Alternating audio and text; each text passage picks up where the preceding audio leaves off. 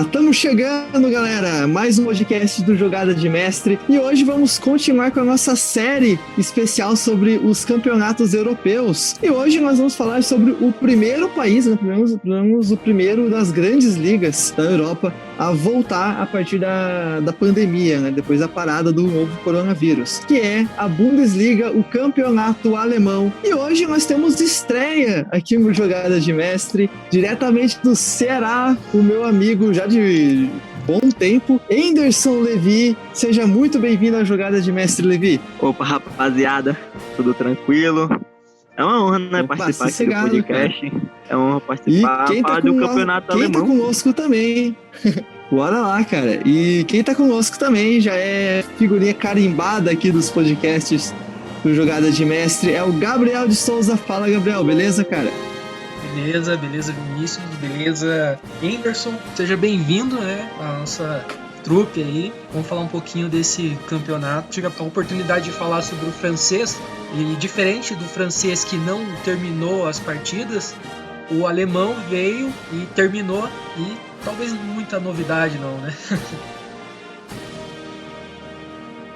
Não, mas também ele tem uma semelhança com o campeonato francês, que também não teve novidade em relação ao campeão, né? Eu acho que o Bayern de Munique continua com sua hegemonia lá na Alemanha, né? Continua aí o seu 8º título seguido da Bundesliga, e não teve nem sequer dificuldade, né? O Borussia, que é sempre o time que chega mais próximo do Bayern, não assustou muito, e o Bayern mais uma vez sobrou no alemão, né, Levi? É realmente um campeonato muitíssimo disputado, né? Teve aí o 8º título seguido do Bayern, o octacampeão. Não tem surpresa, o campeonato alemão é diferente ali do inglês, até do espanhol, que tem alternância entre duas equipes. No espanhol, o alemão realmente não tem surpresa. O Borussia, com o passar do tempo, o Borussia eu acho que vai perdendo cada vez mais força, né, comparando com o Bayern. Pois é, e Souza, você acha que em algum momento o Borussia pode tirar essa hegemonia do Bayern? Talvez não só o Borussia, mas pode aparecer aí uma força alemã para bater o Bayern? Sabe que eu tava parando para pensar nisso depois que a gente começa a estudar, né, e analisar. Eu particularmente gosto muito do campeonato alemão, mas muito também pelo aspecto externo do campeonato alemão, a questão da organização, das torcidas e tudo mais, e eu acompanho. Os números, como você já mencionou, é o 8º título do Bayern em sequência, então, e é interessante observar as diferenças ao longo desses anos do Bayern. E eu acho essa cultura de você mudar técnicos e estilos. A gente está falando de um time que já passou com Guardiola, que também já teve o Ancelotti, e agora está com o Flick, né, no comando técnico. Então são diferentes culturas e a mesma mentalidade e o mesmo domínio. Eu não vejo, por exemplo, o Borussia Dortmund, que é talvez o grande rival hoje do Bayern, chegando perto do Bayern. Não vejo mesmo. Os números mostram isso. Ano após ano, o Bayern continua mantendo o mesmo domínio. O quintal continua sendo do Bayern, né? Falar do Borussia, a gente vai falar daqui a pouco dos outros times, mas analisando o Bayern em si, o Bayern ano a ano continua sendo mais forte, né? E a ambição do Bayern mesmo agora é se consolidar na Europa, mas dentro da Alemanha, não vejo ainda nenhum time perto. E você vê o Bayern tendo essa chance de conquistar mais uma Champions no futuro próximo? Ou você acha que o Bayern tem que correr um pouco mais para isso? Olha, os números do campeonato alemão, eu vou utilizar essa resposta, ou seja, sim, né, eu concordo, eu acredito que o Bayern hoje é o grande time da Europa, mas muito porque ele fez no campeonato alemão. Você está falando de um ataque que fez mais de 100 gols no campeonato alemão. Você está falando de um Robert Lewandowski que fez mais de 30 gols, né, nessa temporada e fez com mais Foram de 30 34 gols, né, exatamente. 34 gols, exatamente. Foi a temporada. E líder da chuteira de ouro também, né? Por enquanto. Não acabou, né? O campeonato italiano ainda tá correndo ainda. Pois é, exatamente. Mas aí, se você parar para pensar que o campeonato alemão tem menos jogos, e você pega os números que o Robert Lewandowski fez nesta temporada, que são os melhores desde que ele chegou no Bayern, você para pensar no ataque que o Bayern tem de mais de 100 gols. Aí você começa a analisar o time coletivamente falando, as peças individuais, o que o Hansi Flick fez de recuperar peças como, por exemplo, um Thomas Müller, que estava em baixa, o Boateng também, que também é um zagueiro muito marcante na história do Bayern, mas estava em baixa. Então você recuperar esses jogadores, trazerem eles para os potenciais máximos de cada um, de um rendimento, e você também aliar isso à qualidade de jovens jogadores, como por exemplo um Coman, você coloca também o Alphonso Davies, que é um lateral esquerdo que está aí despontando como um jogador, um jovem talento na Alemanha. Você aliar essa juventude com a experiência faz do Bayern um time muito forte. E o Bayern, na minha concepção, pelo que ele fez na Alemanha, de conquistar o título do campeonato alemão, da Copa da Alemanha também, é importante ser dito isso, ele está aí, mais uma vez, propenso na busca do tricampeonato da Tríplice Coroa. Só falta o campeonato europeu. E você segue nessa linha de raciocínio do Souza, Levi? Acredita mais ou menos nisso também? Eu realmente acredito, sim, que o Bayern ele vem forte, né, para Champions. É um dos francos favoritos a ganhar a Champions. Junto ali do PSG, a Atalanta também, eu boto a Atalanta, né? Que eu tenho observado a Atalanta faz um tempinho. E o Bayern, cara, mais uma temporada incrível. Realmente sem surpresas no campeonato alemão. Acho que nenhum time chegou a ameaçar o título do Bayern, né? E também tem a boa fase também dos jogadores do Bayern, né? O Lewandowski que brilhou na temporada. Eu acredito que o Lewandowski ele seria um dos francos favoritos a ganhar a bola de ouro, né? E realmente eu concordo, cara. O Bayern ele vem forte, fez uma grande temporada. Acredito sim que eles podem conquistar a Champions League. Isso, se você me permite, eu acho interessante ressaltar o papel do técnico também. No início do alemão, o Bayern começou com o Niko Kovac. O Bayern não começou muito bem o campeonato alemão. Foi ali foi na 11ª rodada, após uma derrota de 5-1, que houve a troca do comando técnico. O Hans Flick, que eu falo, né? Ele era interino do Kovac antes. E a escolha por ele, dos dirigentes do Bayern, fez que é um nome que não é pouco conhecido dos técnicos no mundo, assim, ele é um técnico pouco conhecido, não tem uma trajetória consolidada, mas o que ele fez com esse time ao longo da temporada o consolidou a ter um contrato até 2023. Eu acho muito interessante você falar isso, porque muitas vezes a solução está interna, e o Bayern buscou isso, olhou para dentro de si nesse momento de turbulência, que houve sim um momento de turbulência lá no início do campeonato, e depois disso, depois dessa troca técnica, passou o carro em todo mundo e mais uma vez conquistou aí com o seu título, o 8º, né, com soberania. Foi uma sequência aqui de 18 jogos, 17 vitórias e um empate. Então são números muito, muito fortes, muito expressivos para um time que continua vencendo ano após ano. Não, exatamente. Nós comentamos, né, um pouco atrás sobre 100 gols que o Bayern fez, e esse é o segundo maior ataque da história da Bundesliga, né? E é muito louco porque são 100 gols em 34 rodadas. Né? Tipo, não é igual os outros campeonatos que é 38 rodadas. Tipo, tem menos jogos e conseguiu ser essa máquina de gols, né? E o campeonato alemão, eu acho que ele reservou muito mais emoções na parte de baixo da tabela do que na parte de cima, né? Na disputa pelo título, ou até mesmo vaga na Champions League. Por exemplo, eu coloco, para mim, como a grande decepção o Werder Bremen. Ficou lutando contra o rebaixamento até o final. Ele terminou o campeonato na zona de rebaixamento e escapou da degola no gol fora de casa, né? Com o confronto, aquele playoff que salvou ele, digamos assim. Foi, acho que, uma ajuda do regulamento, né, Souza? É interessante você falar do Werder Bremen, porque é um time tradicional da Alemanha, né? Na verdade, a Alemanha, ultimamente, tem alguns times que têm decepcionado, times grandes que têm decepcionado muito pela queda de rendimento ano após ano, né? Já coloco nessa esteira o Schalke também, se você quiser fazer um comentário a respeito do Schalke, que, diferente do Bayern, emendou uma série de derrotas e resultados negativos. mas o próprio Werder Bremen, que você mencionou, é um time tradicionalíssimo da Alemanha, torcida grande, e você vê que ele termina ali nos playoffs se salvando na Bacia das Almas com gol nos acréscimos, né? É até engraçado você parar para pensar nisso. Para a próxima temporada, a gente fica imaginando que possam ver mudanças, né, para essas equipes, que elas voltem a fazer grandes temporadas, né? E sim, eu concordo com você, foi uma decepção no ano. Não foi a única, tem outros clubes que merecem ser citados com honrarias, mas sorte dos torcedores do Werder Bremen que vão poder acompanhar o time mais uma vez na temporada seguinte na Bundesliga principal. Mas foi por pouco. E Levi, você compartilha esse sentimento de decepção a respeito do Werder Bremen ou até do Schalke 04, né? A gente sempre espera que o Werder Bremen ele vai chegar longe e vai estar ali disputando vaga na Champions e lutando com o título juntamente com o Borussia Dortmund e o Bayern de Munique, né? A gente sempre espera isso do Werder Bremen, porque é um time tradicional da Alemanha.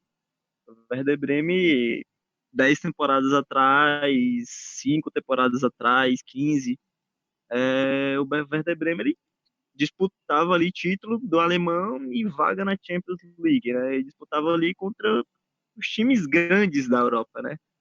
Os principais times. E também o Schalke, né? A gente espera muito do Schalke, mas também que fez uma temporada mediana, 12º lugar. E também, dentro dessa linha de clubes que decepcionaram na temporada, eu vou colocar o Hamburgo, que não conseguiu acesso para a primeira divisão. Vai passar mais um ano na segundona, lutando aí para subir. O Werder Bremen, ele é rival do Hamburgo, né? Imagine se o time também caísse para a segunda divisão. Inclusive, o time com quem o Werder Bremen disputou, né, os playoffs, é muito difícil falar alemão, então eu peço desculpas aos meus amigos aí, mas eu vou tentar pronunciar aqui, se sair errado é porque, né, eu não tenho a pronúncia correta, não sou nenhum verdadeiro alemão. Mas o Heidenheim... Como assim o seu alemão não tá fluente, cara? Mas eu acho que é a pandemia que fez aí a gente parar de praticar um pouquinho. Mas Uma das línguas mais simples, né, de ser. Nossa Com senhora, certeza, com o brasileiro é fácil falar. é o verdadeiro poliglota, né? Meu Deus do céu. Mas, enfim, o clube com quem o Werder Bremen ele disputou os playoffs terminou na frente do Hamburgo, né? O Hamburgo não conseguiu subir, mas precisava do resultado positivo para chegar ali nos playoffs. E seria muito interessante se houvesse um confronto entre Werder Bremen e Hamburgo para ver quem ficava na Bundesliga ou quem continuava na segunda divisão. Eu ia gostar de ver. Agora fica o questionamento, né? Será que o Hamburgo ele vai colocar o reloginho para quantas temporadas ele vai ficar na segunda? Ah, não sei. Eu só sei que assim, tem muito clube na Alemanha, eu vejo isso, tá com síndrome de grandeza quando os resultados em campo não estão demonstrando isso. O Schalke, eu acho que eu já posso emendar. O Schalke nos últimos anos teve vários vice-campeonatos aí da primeira divisão, terminou, fez boas campanhas, revelou bons jogadores e não consegue segurar os jogadores. Você pode colocar, por exemplo, um Sané, você pode colocar o Draxler, que hoje está no PSG, o próprio Goretzka, que está no Bayern de Munique. Então você vê que o Schalke, por exemplo, essa temporada foi muito complicado para um time que virou o turno na 5ª posição. O Schalke fez um bom primeiro turno, é bom ressaltar isso. Mas ao longo da temporada, os problemas internos do clube, que inclusive levou recentemente ao presidente do clube, empresário, master deles, a pedir a renúncia depois de quase 18 anos. Então, a gente fica nessa expectativa, nessa análise, né? Como é que o que esperar desses clubes que são grandes, que podem bater com o Bayern, mas se eles mesmos não conseguem se acertar, né? Então, isso dá até margem para imaginar que um Bayern vai continuar dominando até esses clubes fazerem uma cócega nele. E não é isso que a gente vê, né? Um questionamento que eu quero deixar para vocês também é a respeito se essa queda, né, dos times mais tradicionais também pode estar relacionado com a crescente de times menores, né, principalmente em relação a investidores, né, acionistas que estão investindo dinheiro, o caso do Leipzig, né, que já está começando a frequentar a Champions League. Tem a questão do Hertha, que começou o campeonato muito lá embaixo, brigando contra o rebaixamento. Eu realmente achei que o Hertha Berlim iria ser rebaixado, e chegou um acionista para investir mais de 110 milhões de euros no clube só na janela de janeiro. E o Hertha Berlim conseguiu fazer uma disparada no campeonato, contratou Matheus Cunha e companhia. Então vocês acham que pode estar relacionado a esses times, digamos, um pouco menores que estão recebendo dinheiro? Ah, com certeza, né? Vou dar um exemplo mais fácil aqui, vindo para o Brasil, o Red Bull Bragantino, né? Que estava na segunda divisão, mais de 20 anos, né, na segunda divisão, conquistou a Série B e agora disputa a Série A, né? Então isso, obviamente, puxa para o gancho aí da Bundesliga, que esses investimentos, obviamente, que ajudam esses clubes menores, eles acabam disputando posições mais vagas ali na Liga Europa, na League. Então eles vão ascendendo, né? De temporada a temporada, eles vão investindo em jogadores da base, em jogadores que têm nome no mercado. Uma grata surpresa também na Bundesliga foi o Borussia Mönchengladbach. O nome quase que não sai. Né? Mönchengladbach fez uma ótima temporada, quarto colocado, né? E eu gosto muito do Borussia, cara. Eu gosto muito do Borussia. E não o Borussia amarelinho, mas o Borussia alvinegro, né? E é uma grata surpresa. Ficou ali em cima, né? Disputando contra os times grandes. Grandes assim, que eu quero dizer que sempre disputam os títulos. E outra surpresa que eu tive foi o Union Berlin, né? Que acabou de subir para a primeira onda e conseguiu conquistar o seu espaço na Bundesliga e permanecer na primeira divisão. Gabriel, você concorda sobre essa crescente de times menores, esses acionistas que estão investindo dinheiro? Eu concordo. O Levi foi muito feliz na colocação dele ao trazer o Union Berlin como exemplo de sucesso na Bundesliga. Foi a primeira temporada do time de Berlim Oriental, né? É importante, eu acho legal ressaltar isso, esses detalhes que fazem a diferença. É o time de Berlim Oriental. Se você pegar a história, essa questão da Guerra Fria, de comportamentos dos clubes de futebol, pegar o leste da Alemanha, o leste da Alemanha não tem tanta presença como, por exemplo, o oeste da Alemanha. E eu acredito que isso também, por se tratar de algo recente, está muito impactado nessa questão da economia, dos times, de como que eles se modelaram ao longo da história. E você fala, o Levi trouxe o Union como exemplo de sucesso de time que, com uma boa gestão, conseguiu permanecer. E eles fizeram uma festa, né? Logo que acabou o campeonato. Eu até estava lendo uma notícia no site Trivela que eles estavam contando os torcedores e até mesmo os dirigentes e jogadores foram para as ruas, violaram o distanciamento social para comemorar a permanência na primeira divisão. Olha que coisa louca, né? Isso é muito engraçado. E aí você fala, por exemplo, do Hertha. O Hertha, você mencionou também essa questão do investidor, né? Que vai chegar ali para trazer uma quantia boa para imaginar um futuro um pouco melhor para o clube, que é um clube tradicional, né, da Alemanha, é um clube da capital, mas ainda assim, se você for ver ao longo das últimas temporadas, não conseguia nem disputar um campeonato europeu. Então, a gente tem um pouco de cada aqui. A questão da gestão, de como fazer um clube, de como gerir um clube, porque às vezes o dinheiro por si só não pode trazer bons resultados ao clube, mas se você conseguir aplicar esse dinheiro de uma forma consistente, então dá para imaginar um futuro melhor. A gente tem que esperar o que a gente pode esperar do Hertha na próxima temporada, né? A gente imagina algo positivo, mas o dinheiro por si só não significa muita coisa. E acredito também que essa queda dos grandes está associada, sim, a espaço para clubes menores crescerem.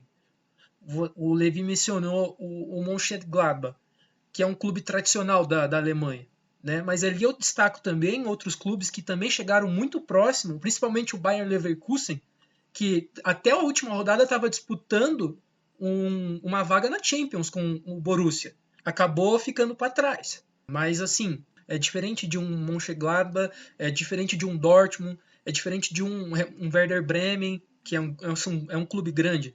O O Leverkusen não é um clube grande, mas ultimamente tem chegado nessas temporadas e tem disputado campeonatos europeus. Por quê? Porque tem uma boa gestão, porque consegue fazer bons times, né? Consegue investir o seu dinheiro de uma forma consistente. O Leverkusen ainda está disputando a Europa League, por exemplo, né? E tem chances de ganhar. Tem um talento lá chamado Kai Havertz, que é o atacante do time que está fazendo gol, está quase apalavrado com o Chelsea, inclusive.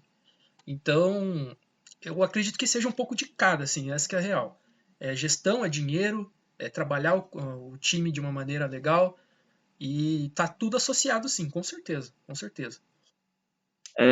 Pegando dois ganchos aí do que tu falou, 2 pontos, né?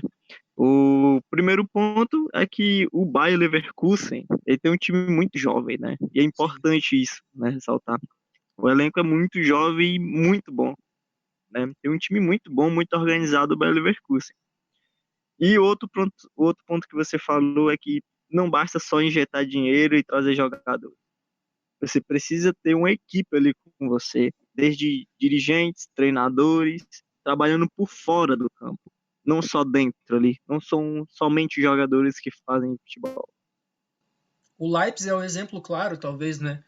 O Leipzig tem um mecenas que a gente não precisa entrar no mérito de quem que é, mas eu acho que nos últimos anos o crescimento desse clube no cenário local na Alemanha é o exemplo talvez mais de sucesso mais evidente assim. Do Bayern a gente já sempre espera o máximo, né? Principalmente na Alemanha. Mas assim, se você pegar o outro clube que talvez tenha chegado mais perto do Bayern, tirando o Dortmund, se você pegar na década, por exemplo, o único clube que venceu um título alemão do campeonato alemão que não tenha sido o Bayern foi o Dortmund. Mas o Leipzig, ele está crescendo ano após ano. Esse ano, por exemplo, teve talvez a melhor temporada do Timo Werner, que é uma referência do clube. E a maneira que ele chegou no clube, ele é um jogador jovem que veio do Stuttgart, se consolidou como um jogador, se estabeleceu, cresceu, virou líder técnico e hoje era uma referência, porque vai para o Chelsea agora, mas era uma referência de gestão. Assim, você pega o Leipzig e olha como uma referência de como trabalhar um jogador do início ao fim. E fez um caixa que, com ele, vendeu mais de 50 milhões de libras. Pô, em tempos de pandemia, isso é reflexo de trabalho, isso é reflexo de gestão.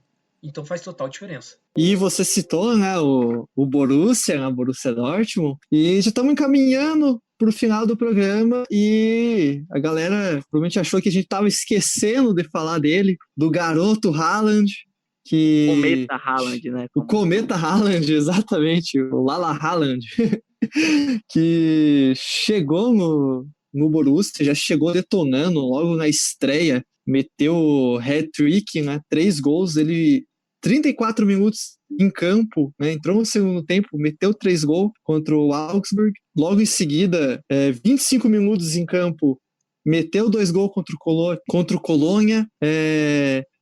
O que vocês têm a dizer, começar pelo Souza, sobre esse garoto que chegou no Borussia? O Borussia acertou em cheio na contratação, Souza. Com certeza, Vinícius, porque se você parar para pensar que o Haaland chegou numa temporada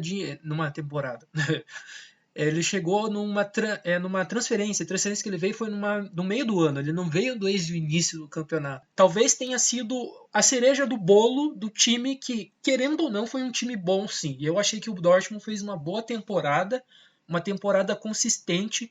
Eu achei que talvez essa temporada do Dortmund tenha sido a melhor em questão de contratações. O time fez tudo certo, assim. O Haaland, ele chegou e mudou o time, né? Ele chegou e trouxe aquilo que o time precisava, que era um time já com muito expoente técnico ofensivo. Tem vários jogadores talentosíssimos no seu time. Você pode falar o Haaland, você coloca também um Hazard, que não é o do Real Madrid, é o irmão, tá? Você coloca o Torgan Hazard, você coloca o Sancho, que é talvez o principal jogador, mas o Haaland chegou e como é o cometa, né, como a gente fala, né, e roubou toda a cena. Então, são vários jogadores talentosíssimos que o Dortmund tem, jovens, que tem muito pro futuro. Agora a gente fica naquela expectativa, como é que vai ser uma temporada cheia dele? É isso que eu quero ver, uma temporada completa, do início ao fim. E a gente só vai saber na próxima. E você, Levi, o que tem para falar do do jovem cometa Haaland? Antes de falar do Haaland, eu gostaria de falar do time do Borussia, né? O time do Borussia é um time muito bom, cara. Só que eu acho que o problema do Borussia Dortmund é o treinador. O time, o jeito que o time joga defensivamente me incomoda, porque o time ele tem muita técnica, Verdade. sabe? O Sancho, ele é um ótimo jogador, é um excelente jogador. Pegando aqui os números do Sancho, né, com a minha cola aqui, foram 17 gols em 32 partidas. Então, você dá para saber que o cara, que não é atacante, ele realmente tem qualidade ali na frente. E agora, falando do Haaland, né? É um moleque, é um garoto ainda, né? E pegando os números dele aqui, foram 15 partidas, 13 gols. Não é um atacante qualquer, sabe? Esse moleque aqui, ele, com toda certeza, ele vai ter muito futuro pela frente. Não vejo ele ficando no Borussia por muitas temporadas, eu tenho quase certeza que ele vai sair, até porque eu tenho certeza que ele vai querer títulos e o Borussia hoje em dia não é sinônimo de títulos, né? A não ser que haja uma reviravolta grande ali no campeonato alemão. E me incomoda o jeito que o Borussia jogou a temporada, sabe, defensivamente, jogando para trás, sendo que tinha um meio-campo para frente de muita qualidade. Tinha os laterais que apoiavam muito, né? Que tinha qualidade de passe, de finalização também, mas jogava muito recuado, cara. Isso eu via nas transmissões, eu via muitos comentaristas falando também que o jeito de jogar do Borussia não era tão legal, não era tão eficiente, por isso que o clube é, é, tinha jogos que levava gol muito besta, porque jogava para trás, jogava recuado. E o Haaland, cara, para mim, com toda certeza, vai ser uma surpresa ótima quando jogar uma temporada inteira. E isso, né, foram 15 partidas, 13 gols. Vale ressaltar também que a maioria dessas partidas o Haaland começou no banco de reserva, né? Ele entrou no segundo tempo e decidia. Inclusive na estreia.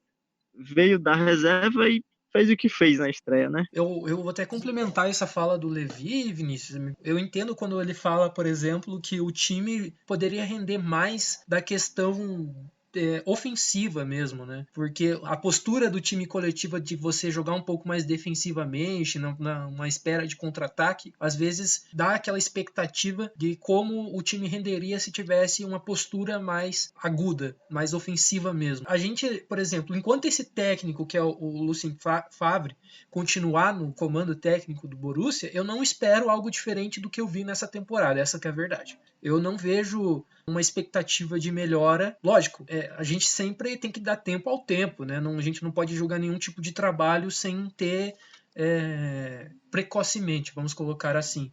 Mas ainda assim eu também não vejo, porque a estrutura técnica do técnico, a visão de futebol dele já é clara já. Ele veio para o Borussia e já implementou esse estilo de jogo. Então é um pouco triste você parar para pensar, porque talvez essa tenha sido a temporada que o Borussia Dortmund, como eu falei no início da minha fala, tenha feito as melhores contratações. A gente falou do Sancho, a gente falou do Haaland, coloco também o Brandt aí nesse pacote.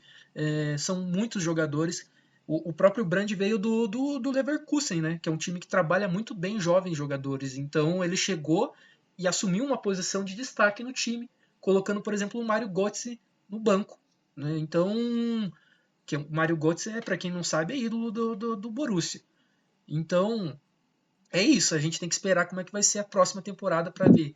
Ídolo barra traidor, né? Ainda tem muito torcedor que não esquece o que o Götze fez, de ir para o maior rival, deixar de jogar aquela final contra o Bayern da Champions. Tem muito torcedor que ainda não engole muito ainda o Mario Götze, mas realmente tem muito torcedor que abraça o jogador. É polêmico, né? Não, e o Borussia, né, na minha visão, eu acho que tem time para ter dado mais trabalho do que deu pro PSG, por exemplo, né? Se tivesse uma postura mais ofensiva, uma postura diferente, poderia dar mais trabalho pro PSG, né, Souza? Eu concordo. Eu acho que o jogo da ida, o primeiro ainda lá na Alemanha, até que o Borussia foi bem. Se não me engano, venceu por 2-1, né? Então, até que foi bem sim, e fez um bom trabalho, com certeza. A gente fica sempre na expectativa do que poderia ter acontecido se o Borussia jogasse de uma forma diferente, porque na França que foi o BO. O que aconteceu, o problema foi na França. Mas assim, o time tem bons jogadores e a expectativa é sempre pro futuro, porque são bons jogadores e jovens jogadores. O time do PSG na Champions é um time mais cascudo. E é um time melhor também. Essa que é a verdade. A gente tá falando de Neymar, Icardi e Mbappé no ataque. Coloca Di Maria, Cavani no banco. Na época o Cavani estava jogando ainda. Tem uma defesa consistente, um meio campo bom. Então são bons jogadores, tem talentos em todas as posições. Mas eu acho que a casca fez um pouco de diferença naquele jogo, naquelas partidas. Então vamos encaminhando para o final do programa. Agradeço a participação de vocês. Levi, você tem alguma consideração final, algum destaque que deixamos de falar sobre o campeonato alemão, algum jogador que chamou a atenção? Cara, só para complementar, só para finalizar mesmo a questão do Borussia Dortmund, teve um jogo que eu assisti do Borussia contra o Augsburg. O Borussia ele fez o gol e recuou completamente. Começou a sofrer pressão do Augsburg. E aí tomou o gol de empate. E isso me deixa meio dado. Eu não gosto de treinadores defensivos. Para mim, time tem que jogar para frente. Aí, no caso do Borussia, né, que é um grande time da Europa, time da Alemanha, time da Europa, um grande time. Né? Agora, se fosse um elenco mais fraco, né, tecnicamente inferior, aí sim eu aceito, né, o treinador jogar mais com cuidado, recuado, esperando aquela uma bola para poder fazer o gol. Mas no caso do Borussia Dortmund não tem como, né, cara? Souza, você tem alguma consideração final antes de encerrarmos o programa?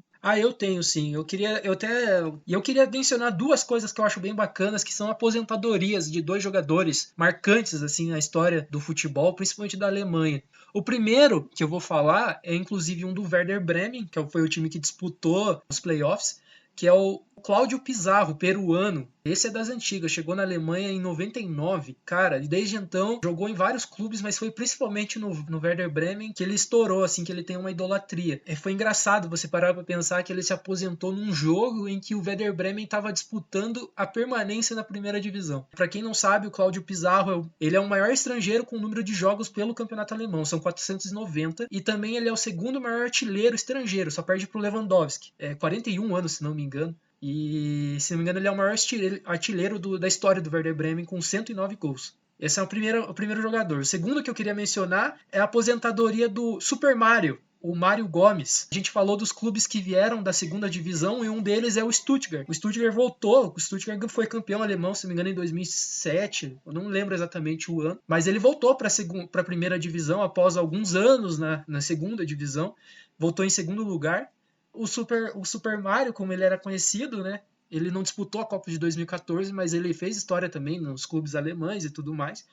Mas ele queria se aposentar fazendo com que o time do coração subisse. Então ele conseguiu cumprir a sua promessa e tenho certeza que ele está bem feliz. E são histórias como essa que fazem a gente acompanhar o futebol, né? São coisas assim que deixam a gente bem feliz mesmo na hora do futebol, de gente que reconhece a importância da idolatria para um clube. Então era isso que eu queria para encerrar.